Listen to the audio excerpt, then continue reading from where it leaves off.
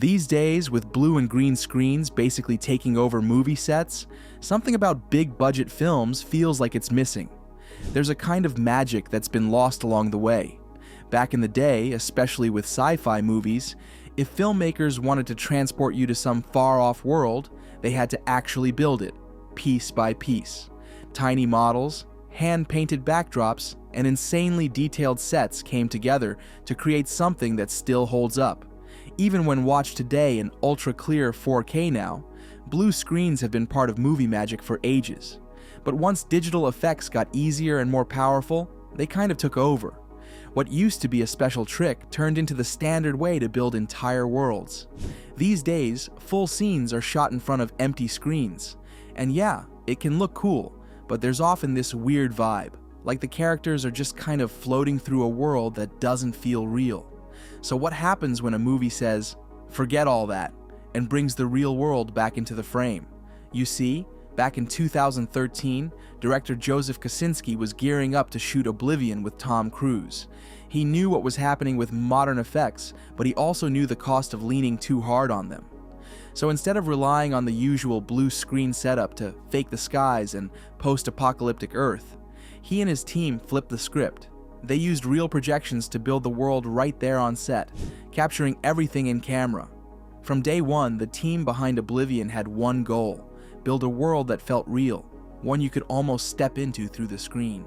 They weren't about that green screen life unless they had to be. So instead of throwing actors in front of a flat backdrop, they wanted a world that looked and felt solid, with texture and weight. That's where Iceland came in.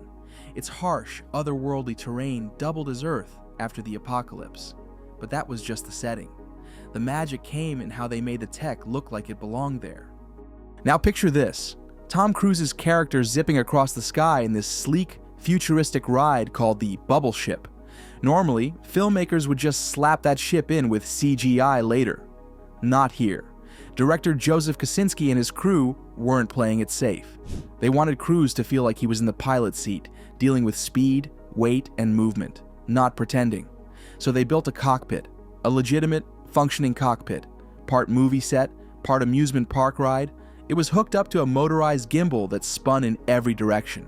It mimicked the wild motion of flight so convincingly that what Cruise felt on set is exactly what audiences felt in the theater. And they didn't stop there. They rolled out an entire full-scale model of the bubble ship and brought it on location in Iceland. Think about that, hauling a spaceship replica around rugged lava fields just to catch the real light bouncing off its shell. Could have saved time and money going digital, but that wasn't the point. They wanted actors reacting to something real, shadows hitting the ship the way they would in nature. That's a different kind of authenticity. Even the tiny details got the star treatment. Take Andrea Riseborough's character, sitting at that sleek control desk. Normally, you'd expect her to be poking at a green box, with all the cool tech added later in post. But nope. Kosinski's team actually built a working setup, complete with high-res plasma screens. So when she pressed a button or swiped across a screen, it really lit up and responded. Nothing fake about it. And the biggest show-off moment? That sky house. You know the one. Floating way up in the clouds, glass everywhere, like something out of a dream. One of the standout locations in the movie is the Sky Tower, a sleek, futuristic structure that looks like it's floating in the clouds. It served as both a home and a workplace for Cruise and Riseborough's characters. Now, while most of the other sets in the film were pretty straightforward to build, even if they looked impressive, the Sky Tower was a whole different story. This one came with a major challenge: how to create a massive, realistic sky background that could wrap around the entire set and shift throughout the day with moving clouds and changing weather. Normally, when filmmakers want a realistic background right on set, they use a still image, either a painted backdrop or a blown-up photo, placed behind the set to fake a landscape or sky. And honestly, that works most of the time, but not here. For a film like Oblivion, with its ever-changing clouds and light, a flat, frozen image just wouldn't sell the illusion. So at first, the backup plan seemed like the only way to go. Blue screens everywhere, with the sky added in later during post-production. But director Joseph Kosinski and cinematographer Claudio Miranda weren't on board with that. It clashed with their goal of shooting as much as possible in camera, and it brought a whole set of technical problems. The Sky Tower set was covered in reflective surfaces, glass, metal, all that shiny stuff. With blue screens all around, those reflections would be a nightmare. They'd either have to be edited out or recreated digitally, and neither option was appealing. Instead of ditching his vision, Kosinski turned back to an idea he'd been playing with for years. Now, most people have probably heard the term rear projection at some point, even if they didn't know exactly what it meant. Back in the day, it was one of Hollywood's go-to tricks. The idea was simple but clever. Filmmakers would project a moving image onto the back of a see-through screen while the actors performed in front of it. That way, it looked like the actors were cruising down a road, flying through the sky, or exploring some far-off place, all without leaving the studio. It gave movies that sense of motion and location without the hassle of actually being there. Now, front projection took things up a notch. It worked kind of like what most people are used to when watching a presentation, images being projected onto the front of a screen. But in this case, the screen wasn't just any old surface. It was designed to reflect the image with incredible brightness and clarity. That meant sharper visuals, better contrast, and colors that popped. Stanley Kubrick was one of the first to jump on this technique when he was working on 2001: A Space Odyssey. He wanted something that felt hyper-real, and front projection gave him exactly that. Take the opening scenes of 2001.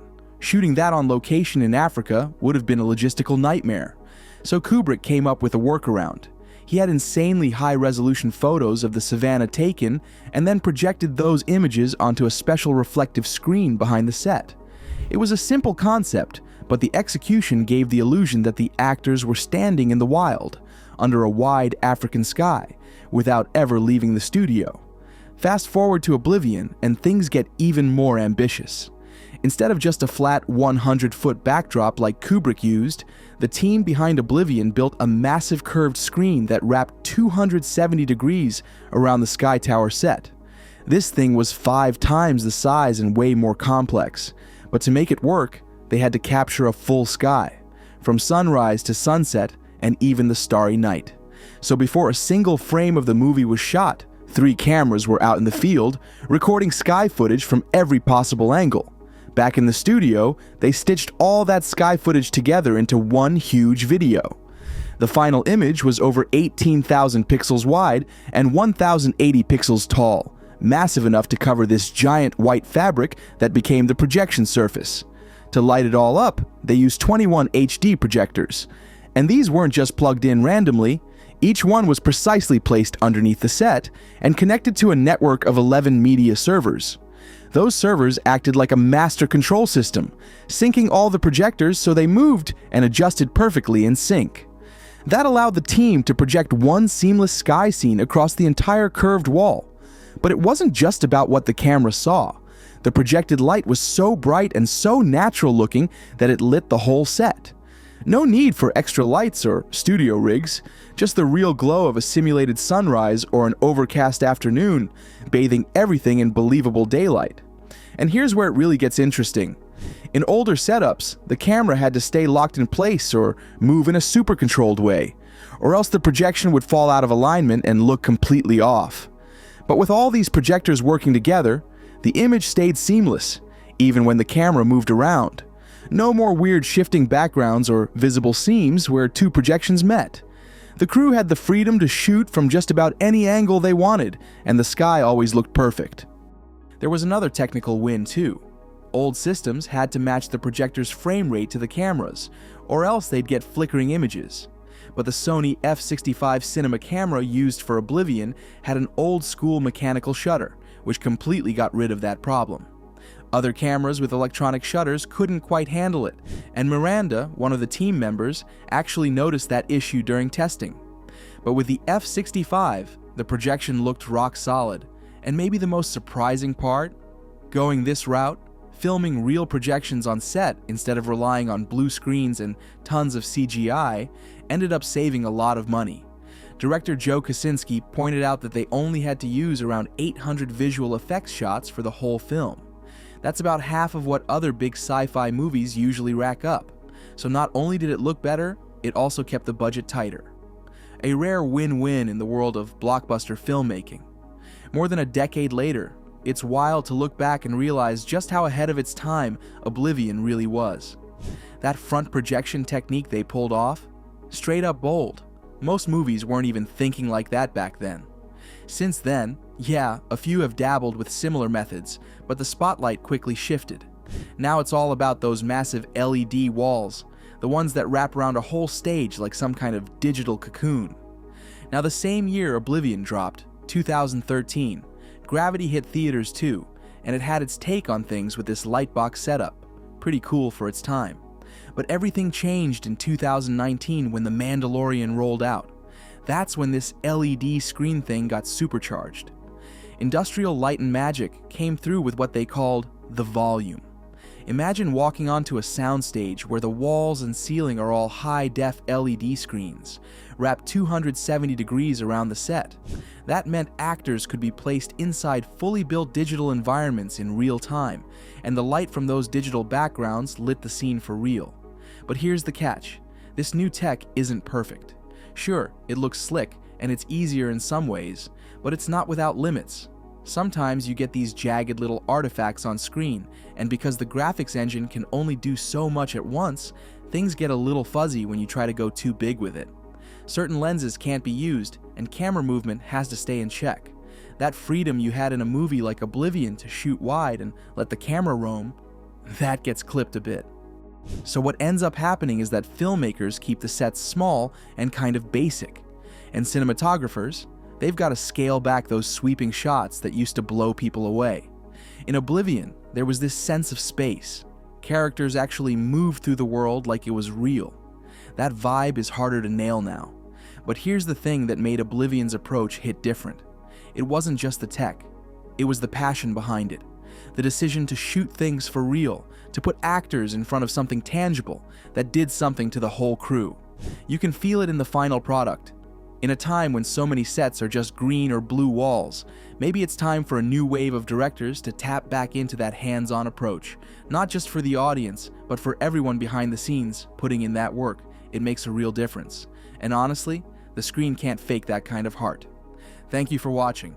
If you enjoyed it, please like, subscribe, comment, and turn on post notifications to stay updated with our latest content.